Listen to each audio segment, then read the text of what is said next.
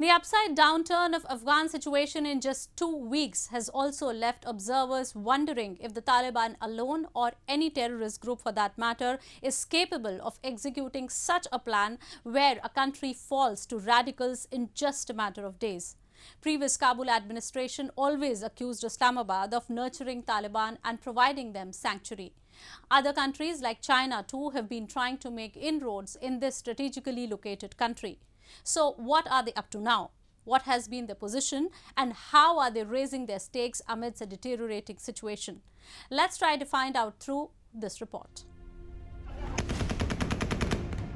If there is one country that deserves discredit and denunciation for today's ghastly situation in Afghanistan, it is Pakistan.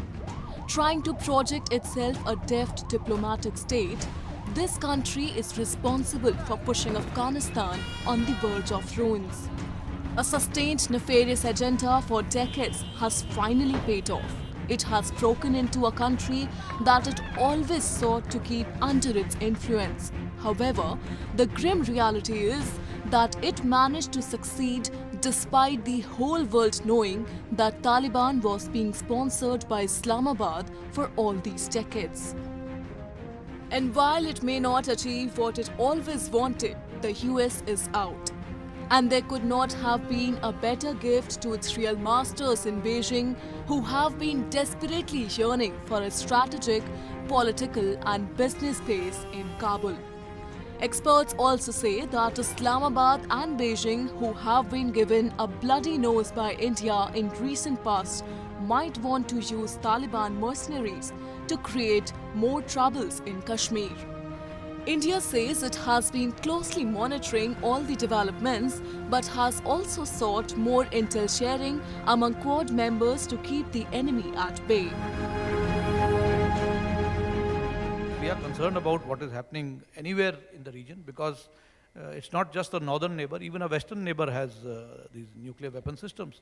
So we are surrounded by two neighbors which are armed with these strategic weapons. And therefore we are evolving our strategies accordingly. Then there is Beijing, which in the immediate aftermath of Kabul falling to the Taliban said that it was ready to develop good neighborliness and friendly cooperation with them.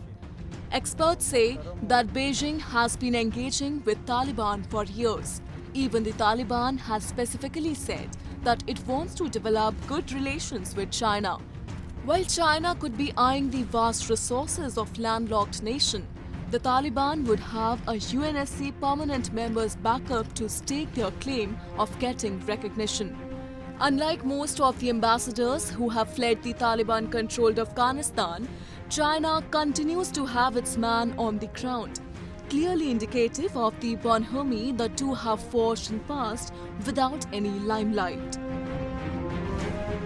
中方尊重阿富汗人民自主决定自身的前途命运，支持将阿人主导、阿人所有的原则落到实处，愿继续同阿富汗发展睦邻友好合作关系，为阿富汗和平与重建发挥建设性的作用。 The reverse side of analysis, however, is not pleasant for both Pakistan and China, who see Afghanistan as their asset. The relationship could become tricky, for Taliban doesn't recognize the Durand Line, and that could drive a wedge between Islamabad and Kabul. China has been mercilessly eliminating Uyghur Muslims from Xinjiang, and Afghanistan could become home to them. And if East Turkestan Islamic movement gets space in Afghani mountains, their efforts will not just go in vain but turn counterproductive.